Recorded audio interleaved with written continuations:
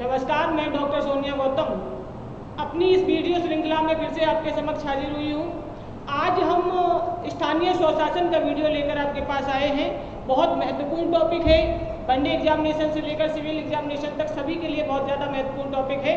इसीलिए बिना समय गंवाए हुए, बिना बकवास किए हुए हम अपने विषय पर की ओर आते हैं, क्योंकि ज़्यादा समय आपका लेना, क्योंकि समय ही सबसे बड़ी अमूल्य धन होता है। समय की कीमत अपनी अपनी जगह होती है, इसलिए बिना समय गंवाए हुए वीडियो पर आते हैं।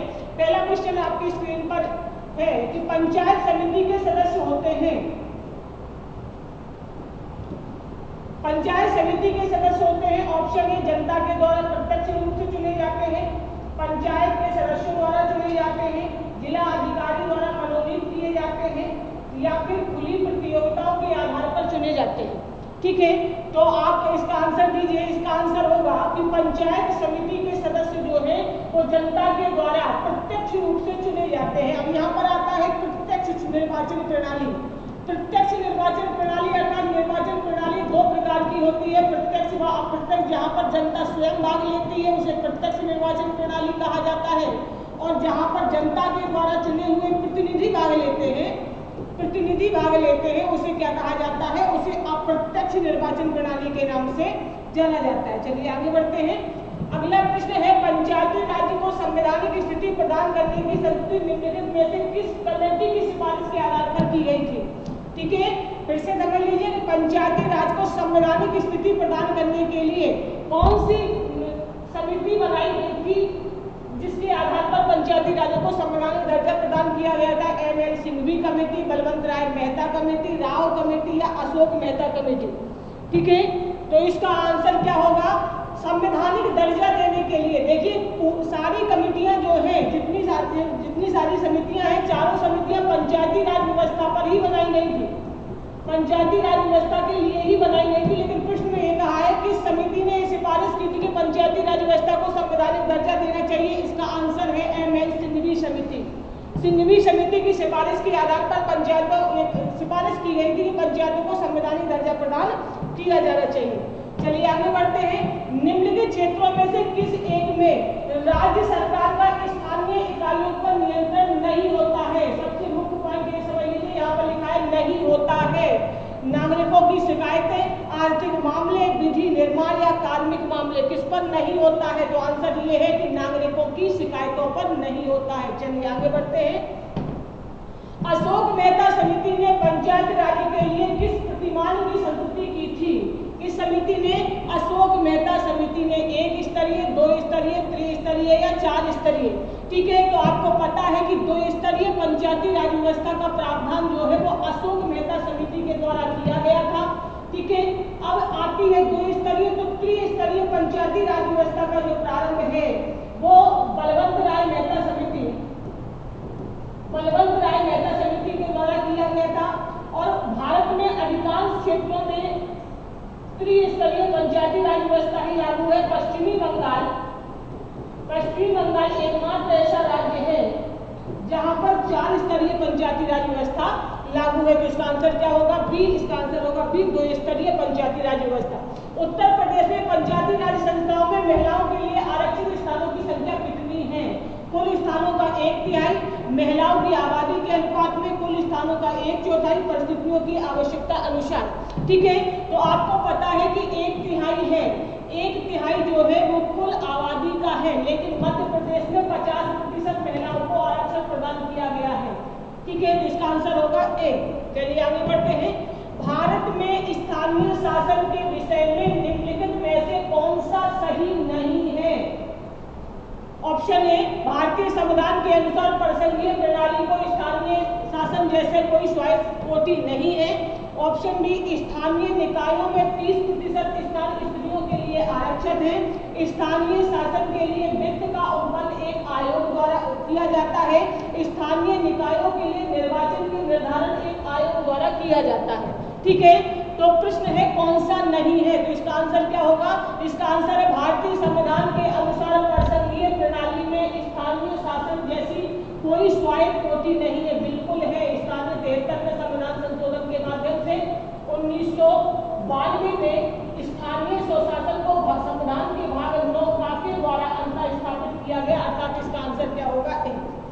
चलिए, स्थानीय स्वशासन की निम्नलिखित में से कौन सी एक विशेषता नहीं है? ठीक है, वैधानिक स्थिति, स्थानीय समुदाय की भागीदारी, केंद्रीय नियंत्रण, कर आरोपित कर वित्त प्राप्त करने की शक्ति। ठीक है, तो आपको पता है कि इसका आंसर क्या होने वाला है? सी, केंद्रीय नियंत्रण, क्योंकि स्थानीय निकाय जो है वो राज्य सूची के विषय के अंतर्गत आते हैं। किस सूची के विषय के अंतर्गत आते हैं? राज्य सूची के विषय के अंतर्गत आते हैं। अच्छा, इन पर कानून बनाने का अधिकार राज्य विधानमंडल को है। किसको है? राज्य विधानमंडल को, अर्थात इस पर केंद्रीय नियंत्रण नहीं है। चलिए आगे बढ़ते हैं। 73वां संविधान संशोधन अधिनियम 1992 निर्दिष्ट करता है क्या? ऑप्शन ए, ग्रामीण क्षेत्रों में बेरोजगार एवं अल्प रोजगार वाले पुरुषों व महिलाओं के लिए आर्थिक रोजगार का सृजन करना। बी, मंद कृषि मौसम की अवधि में सहायतार्थ कार्य हेतु इच्छुक समर्थ वयस्कों को रोजगार का सृजन करना। देश में मजबूत एवं जीवंत पंचायती राज संस्थाओं का बुनियादी ढांचा स्थापित करना। जीवन के अधिकार, व्यक्ति की स्वायत्तता, सुरक्षा, विधि के समक्ष समता और बिना भेदभाव की सुरक्षा की गारंटी प्रदान करना। प्रश्न है, 73वां संविधान संशोधन अधिनियम 1992 क्या निर्दिष्ट करता है? इसका आंसर क्या होने वाला है? इसका आंसर होने वाला है सी, देश में मजबूत पंचायती राज संस्थाओं की बुनियादी संरचना स्थापित करना। अब आता है 1992 में हुआ क्या था? तो भाग 9 के तहत, भाग 9 में आर्टिकल 343 ए से लेकर जेड तक पंचायती राज व्यवस्थाओं का प्रावधान किया गया था। 11वीं अनुसूची जोड़ी गई थी। कौन सी अनुसूची जोड़ी गई थी? 11वीं अनुसूची जोड़ी गई थी, जिसके तहत ये कहा गया था कि पंचायतों को स्वायत्तता का दर्जा प्रदान किया जाएगा।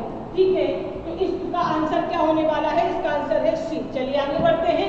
निम्नलिखित राज्यों में से किसमें पंचायती राज संस्था नहीं है? असम में, केरल में, नागालैंड में या त्रिपुरा में? किसमें नहीं है? तो इसका आंसर क्या होगा?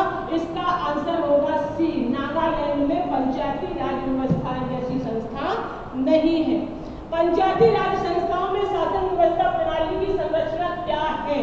ग्राम स्तर पर स्थानीय स्वशासन का एक स्तरीय संरचना, ग्राम व खंड स्तर पर स्थानीय स्वशासन की 2 स्तरीय संरचना, ग्राम खंड व जिला स्तर पर स्थानीय स्वशासन की 3 स्तरीय संरचना, ग्राम खंड जिला व राज्य स्तर पर स्थानीय स्वशासन की 4 स्तरीय संरचना। प्रश्न पूछा गया है कौन सी शासन संरचना को अपनाया गया है? तो आंसर क्या है? आंसर है आपका सी, ग्राम स्तर पर क्या होगी? ग्राम पंचायत होगी। खंड स्तर पर क्या होगी? जनपद पंचायत होगी। और जिला स्तर पर क्या होगी? जिला परिषद होगी या जिला पंचायत होगी। ठीक है, तो इस प्रकार से अब ये त्रिस्तरीय व्यवस्था का कॉन्सेप्ट है किस समिति के द्वारा अपनाया गया, किस समिति से लिया गया? तो बलवंत राय मेहता समिति के द्वारा, बलवंत राय मेहता जी की समिति ने जो सिफारिश की थी, उस समिति की सिफारिश के आधार पर त्रिस्तरीय पंचायती राज व्यवस्था का प्रावधान किया गया। चलिए आगे बढ़ते हैं। राज्य वित्त आयोग का गठन भारतीय संविधान के अंतर्गत किया जाता है। अनुच्छेद 243 के अनुसार, अनुच्छेद 243 के अनुसार, अनुच्छेद 243 के अनुसार, अनुच्छेद 243 के अनुसार। ठीक है, तो इसका आंसर क्या है? इसका आंसर है अनुच्छेद 243 के अनुसार। ठीक है, तो संविधान के भाग 9 में आर्टिकल 243 ए से लेकर और 243 जेड जी तक पंचायती राज व्यवस्था का प्रावधान किया गया है।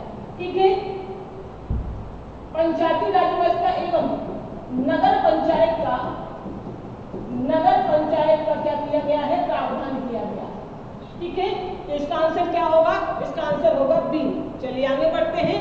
1992 के अधिनियम में नगर पंचायत राज बिल की पहले से हटाकर अनेक नए प्रावधान निम्नलिखित में से कौन सा ऐसा प्रावधान नहीं है? मतलब ये प्रश्न क्या कह रहा है कि 1992 में जो 73वां संविधान संशोधन हुआ था, उस 73वां संविधान संशोधन अधिनियम के माध्यम से चारों में से कौन सा प्रावधान नहीं जोड़ा गया? ठीक है, ऑप्शन ए, अन्य क्षेत्रों के साथ साथ कृषि, ग्रामीण विकास, प्राथमिक शिक्षा और सामाजिक वानिकी क्षेत्रों में के सम्मिलित उत्तरदायित्व, सभी पदों के लिए उनके रिक्त होने पर निर्वाचन के आज्ञापरक किया जाना। सी, पंचायतों में 1/3 पदों तक महिलाओं को सामूहिक प्रतिनिधित्व देना। डी, पंचायतों के सदस्यों के लिए नियमित पारिश्रमिक ताकि उनकी समय पाबंदी और जवाबदेही सुनिश्चित हो सके। ठीक है, तो इसका आंसर क्या होगा? इसका आंसर होगा डी। यहाँ पर जवाबदेही और निश्चित पाबंदी की बात नहीं की गई है। ये तीनों ऑप्शन जो है वो 73वें संविधान संशोधन के अधिनियम में प्रावधान किए गए हैं। 73वां संविधान संशोधन 24 अप्रैल 1993 से देश में प्रभावी हुआ। यह राजस्थान में प्रोत्साहित करेगा, किसे प्रोत्साहित करेगा? ऑप्शन ए, एक नई एकीकृत पंचायती राज व्यवस्था को, ग्राम स्वराज की बुनियाद को, स्वशासन व्यवस्था को, स्वशासन सत्ता के केंद्रीकरण को। किसे कहेगा? तो आंसर है स्वशासन व्यवस्था को स्थापित करने में सहयोग प्रदान करेगा। ठीक है, चलिए आगे बढ़ते हैं। महिलाओं को पंचायतों में आरक्षण भारतीय संविधान में संशोधन कर दिया गया है, वह क्या है? 92वां संविधान संशोधन, 1992 में 70वें संविधान संशोधन द्वारा, 1992 में 73वें संविधान संशोधन द्वारा, 1992 में 74वें संविधान संशोधन द्वारा, 1994 में 77वें संविधान संशोधन द्वारा। ठीक है, तो इसका आंसर क्या होगा?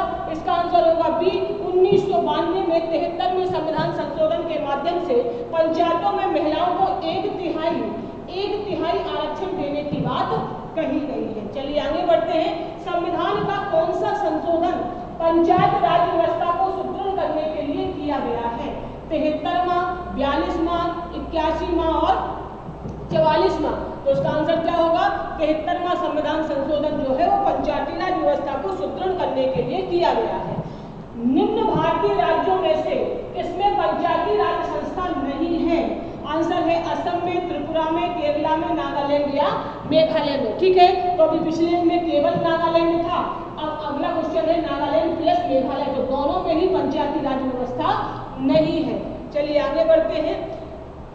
संविधान के 73वें संशोधन द्वारा पंचायतों को निर्दिष्ट किए जाने वाले कार्य निम्नलिखित कैसे वर्णित हैं?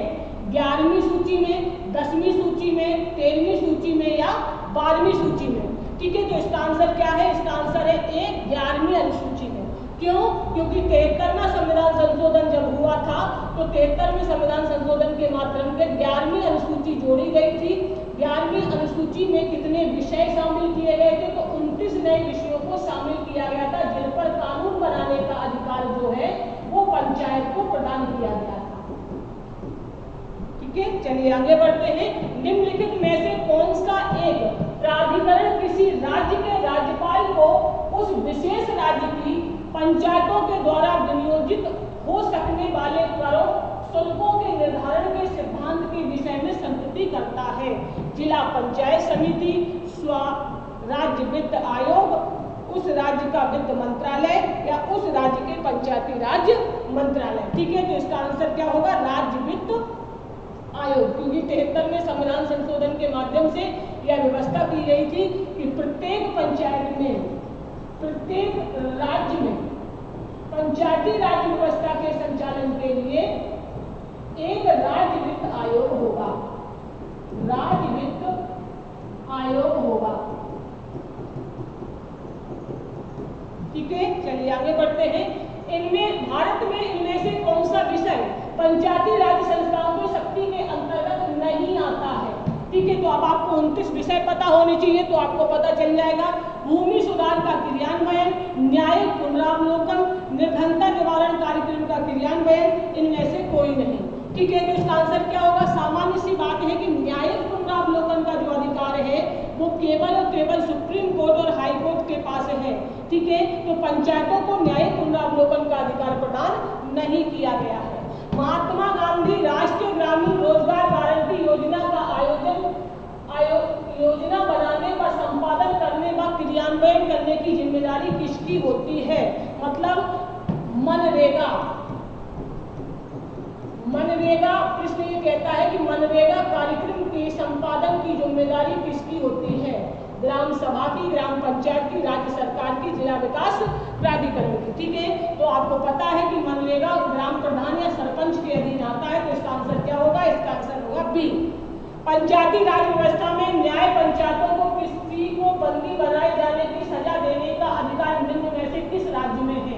बिहार में, जम्मू कश्मीर में, महाराष्ट्र में या पश्चिमी बंगाल में? ठीक है, तो इसका आंसर क्या है? इसका आंसर है बिहार। बिहार ऐसा स्टेट है जहां पर पंचायतें जो है वो किसी भी व्यक्ति मतलब अपराधी व्यक्ति को बंदी भी बना सकती है और उनसे अपराध के लिए सजा का भी प्रावधान कर सकती है। तो इसका आंसर होगा ए। वह राज्य जिसने सबसे पहले पंचायती राज को स्वीकार किया था, उत्तर प्रदेश, बिहार, गुजरात और राजस्थान। ठीक है, तो आपको पता है कि JN नेहरू के द्वारा, जवाहरलाल नेहरू के द्वारा राजस्थान के नागौर में प्रथम बार पंचायती राज व्यवस्था लागू की गई थी। ठीक है, तो आंसर क्या होगा? आंसर होगा डी, राजस्थान का नागौर। ठीक है, भारतीय संविधान के प्रावधान के अंतर्गत पंचायत चुनाव कराने का निर्णय लिया जाता है केंद्र सरकार के द्वारा, राज्य सरकार के द्वारा, भारत चुनाव आयोग के द्वारा या राज्य चुनाव आयोग के द्वारा। ठीक है, तो ध्यान रखिए, भारतीय संविधान के अंतर्गत पंचायतों का चुनाव जो है वो राज्य सरकार के अंतर्गत आता है, क्योंकि लिखा हुआ है भाग 9 में प्रावधान किया गया है कि राज्यों में पंचायतों का चुनाव कराने के लिए एक राज्य निर्वाचन आयोग होगा। ठीक है, तो ये केवल ध्यान रखिएगा, राज्यों में पंचायतों व नगर पालिकाओं के चुनाव करवाते हैं, राज्य विधानमंडल का चुनाव नहीं करवाता, क्योंकि राज्य विधानमंडल का चुनाव किसके द्वारा किया जाता है? तो केंद्रीय निर्वाचन आयोग के द्वारा किया जाता है। केंद्रीय निर्वाचन आयोग के द्वारा किया जाता है। अब केंद्रीय निर्वाचन आयोग किस किस के चुनाव करवाता है? तो संसद के चुनाव करवाता है, विधानसभा का चुनाव करवाता है, ठीक है, राष्ट्रपति का चुनाव करवाता है और उपराष्ट्रपति का चुनाव करवाता है। ठीक है, तो ये काम जो है वो केंद्रीय निर्वाचन आयोग करवाता है और राज्य में पंचायत व नगर पंचायत के चुनाव राज्य निर्वाचन आयोग के द्वारा करवाए जाते हैं। जिस समिति की अनुशंसा पर देश में पंचायती राज लागू किया गया उसके प्रमुख कौन थे? जीवाजी राव मेहता, बलवंत राय मेहता, श्रीमन नारायण और जगजीवन राम। आपको पता है कि अधिकांशतः देश में त्रिस्तरीय पंचायती राज व्यवस्था को स्वीकार किया गया है और इस त्रिस्तरीय पंचायती राज व्यवस्था को देने वाला व्यक्ति कौन है? तो आंसर है बलवंत राय मेहता जी की समिति। ठीक है, प्रथम पंचायती राज व्यवस्था का उद्घाटन पंडित जवाहरलाल नेहरू ने 2 अक्टूबर 1959 को किया था। कहां पर? साबरमती में, वर्धा में, नागौर राजस्थान में या सीकर राजस्थान में? तो अभी हमने आपको बताया है कि नागौर की बगदरी तहसील में, कौन सी तहसील में? बगदरी ग्राम पंचायत में JN नेहरू के द्वारा पहली बार पंचायती राज व्यवस्था का क्या किया गया था? प्रावधान किया गया था। ठीक है, यदि पंचायत भंग होती है तो किस अवधि के अंदर निर्वाचन होगा? 1 माह, 3 माह, 6 माह या 1 वर्ष के अंतर्गत? ठीक है, तो आपको पता है कि यदि पंचायत को किसी कारणवश भंग किया जाता है तो 6 माह के अंदर पुनः चुनाव करवाए जाएंगे। तो इसका आंसर क्या होगा? सी। भारतीय संविधान का 73वां संशोधन प्रावधान करता है किसका?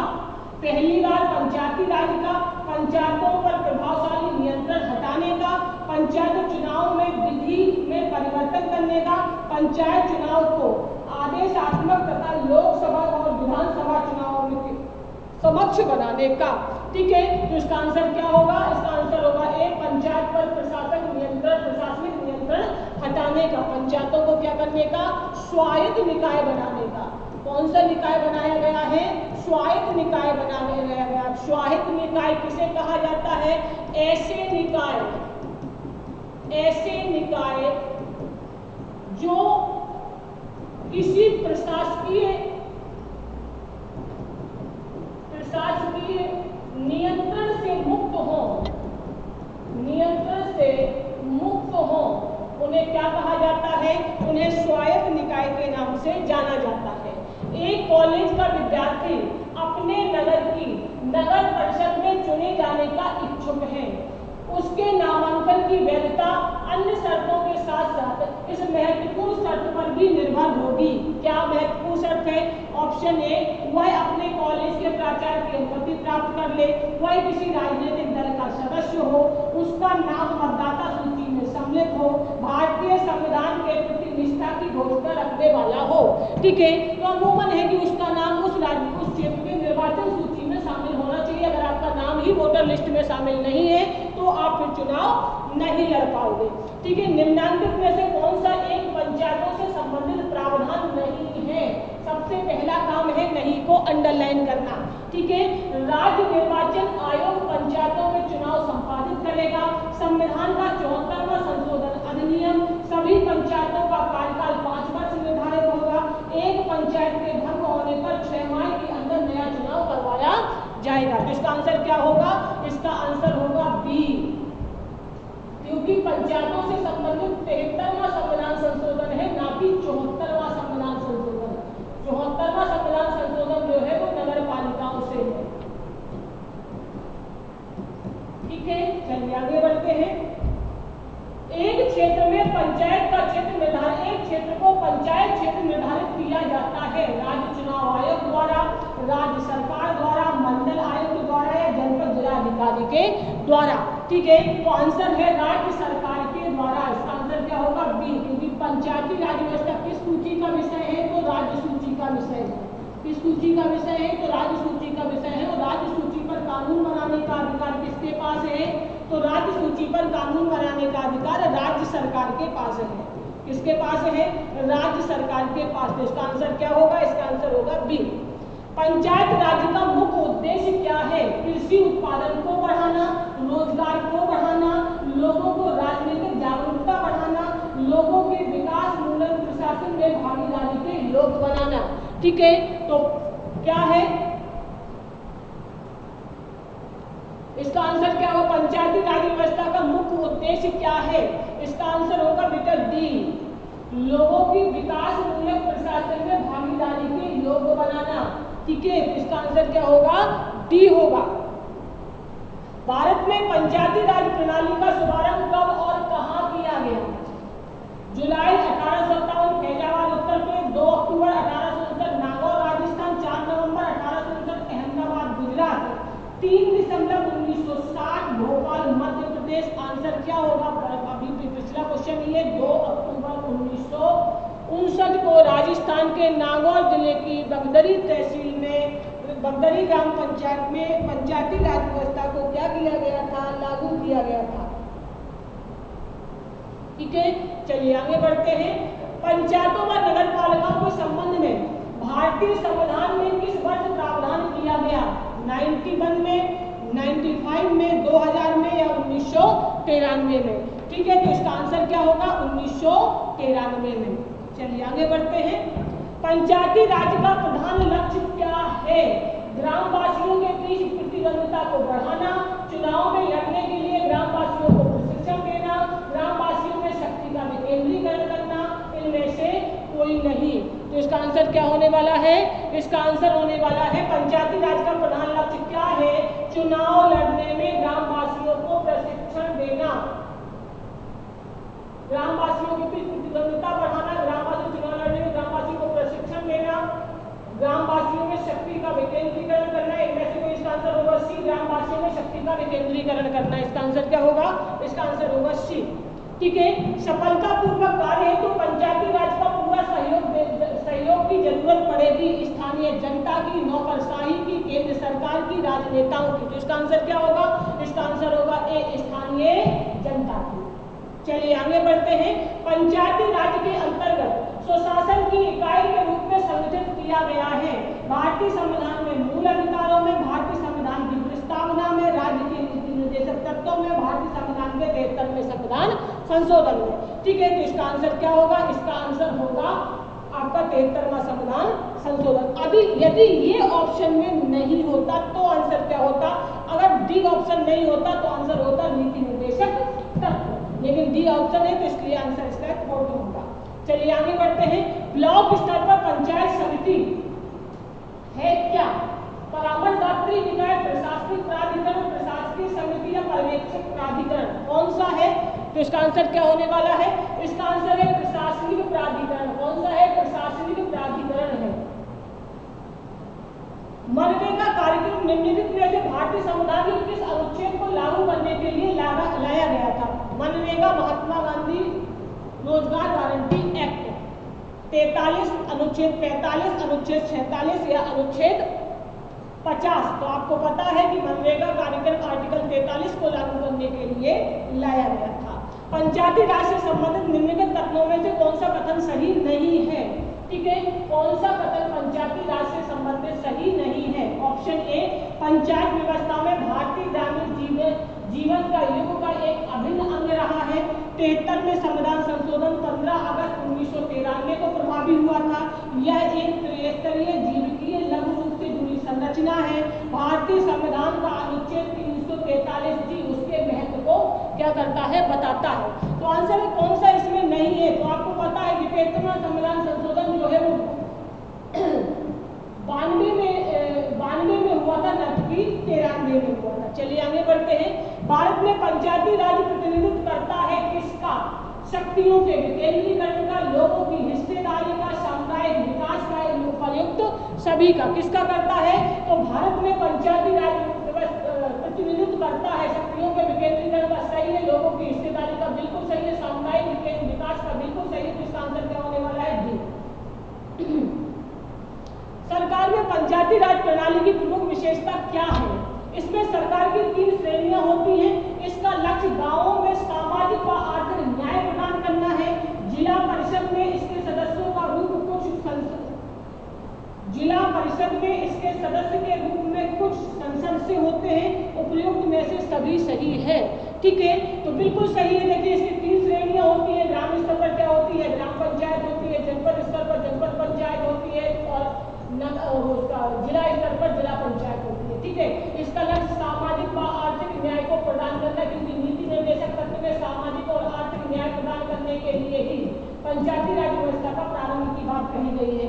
जिला परिषद पर इसके सदस्य के रूप में कुछ संसदीय सदस्य होते हैं। बिल्कुल जो होते हैं जो उस जिले के जो संसदीय क्षेत्र हैं, संसदीय क्षेत्र के जो सदस्य होते हैं वो पदेन ही पंचायती राज व्यवस्था के मेंबर बन जाते हैं। तो इसका आंसर क्या होगा? डी। भारतीय संविधान के निम्नलिखित अनुच्छेदों में से कौन सा अनुच्छेद राज्य की सरकारों को ग्राम पंचायतों को गठित करने का निर्देश देता है? कौन सा आर्टिकल? आर्टिकल 32, आर्टिकल 40, आर्टिकल 48 या आर्टिकल 51? तो आपको पता है कि गांधीवादी विचारधारा से प्रेरित नीति निर्देशक तत्वों का आर्टिकल है 40, जो कहता है कि ग्राम पंचायतों के गठन का प्रयास जो है वो राज्य के द्वारा किया जाएगा। ठीक है, चलिए आगे बढ़ते हैं। मेयर का कार्यकाल कितने वर्ष होता है? 1 वर्ष, 2 वर्ष, 3 वर्ष या 5 वर्ष? तो आपको पता है कि मेयर का कार्यकाल कितने वर्ष होता है? इसका आंसर है 5 वर्ष होता है। ठीक है, चलिए आगे बढ़ते हैं। पंचायती राज व्यवस्था में से निम्न में से कौन सा समिति संबद्ध नहीं है? कौन सी व्यवस्था समिति संबद्ध नहीं है? अशोक मेहता समिति, BR राव समिति, संथानम समिति और BR मेहता समिति। ठीक है, तो कौन सी समिति इससे संबंधित नहीं है? तो इसका नाम होगा संथानम समिति, क्योंकि संथानम समिति जो है वो निर्वाचन आयोग से संबंधित है, चुनावी प्रणाली से संबंधित है। समिति किससे संबंधित है? चुनावी प्रक्रिया से संबंधित है। चलिए आगे बढ़ते हैं। भारत में पंचायती राज व्यवस्था सर्वप्रथम राजस्थान में प्रारंभ की गई थी। भारत में पंचायती राज व्यवस्था सर्वप्रथम राजस्थान में प्रारंभ की गई थी। उसके बाद कहाँ लागू की गई थी? ऑप्शन हरियाणा, गुजरात, उत्तर प्रदेश या आंध्र प्रदेश। ठीक है, तो आपको पता है उसके बाद कहाँ लागू की गई थी? आंध्र में। भारत के संविधान में पंचायतों तथा नगरपालिकाओं का संबंधित 73वां 74वां संविधान संशोधन जब हुआ उस समय भारत के प्रधानमंत्री कौन थे? ठीक है, तो इसमें पूछा गया है कि जब 73वां संविधान संशोधन हुआ उस समय देश के PM कौन थे? ऑप्शन इंदिरा गांधी, राजीव गांधी, VP नरसिम्हा राव या VP सिंह। ठीक है, तो आपको पता है कि नरसिम्हा राव सरकार में ही पंचायती राज व्यवस्था का क्या किया गया था? संविधान संशोधन किया गया था। पंचायती राज किस सूची का विषय है? समवर्ती सूची का, केंद्र सूची का, राज्य सूची का या शेष किसी का भी नहीं। तो आपको पता है अभी हाल फिलहाल में हमने बताया था कि पंचायती राज जो है वो विषय है राज्य सूची के अंतर्गत सम्मिलित किया जाता है। ठीक है, पंचायत चुनाव होते हैं प्रत्येक 4 वर्ष में, प्रत्येक 5 वर्ष में, प्रत्येक 6 वर्ष में, सरकार की इच्छा के अनुसार। ठीक है, तो आपको पता है कि प्रत्येक 5 वर्ष बाद पंचायती राज चुनाव क्या है, चुनाव की अधिसूचना जारी की जाती है। चलिए आगे बढ़ते हैं। भारत की संचित निधि से धन निर्गमन में किसका नियंत्रण होता है? नियंत्रक महालेखा परीक्षक का, भारत के वित्त मंत्री का, अधिकृत मंत्री का, उपयुक्त में से किसी का भी नहीं। ठीक है, तो भारत की संचित निधि के धन निर्गमन में उपयुक्त में से किसी का भी अधिकार नहीं है, क्योंकि संचित निधि से धन का निर्गमन विनियोग विधेयक के माध्यम से संसद के आदेश अनुसार किया जाता है। चलिए आगे बढ़ते हैं। भारत सरकार द्वारा वित्त विधेयक सदन में पेश किया जाता है, राज्यसभा में, विधानसभा में, विधान परिषद में या लोकसभा में। ठीक है, तो भारत सरकार के द्वारा वित्त विधेयक जो है वो लोकसभा में पेश किया जाता है। चलिए आगे बढ़ते हैं। चलिए आज के लिए इतना ही। अगली सीरीज के साथ हम फिर से उपस्थित हो जाएंगे। बहुत बहुत धन्यवाद।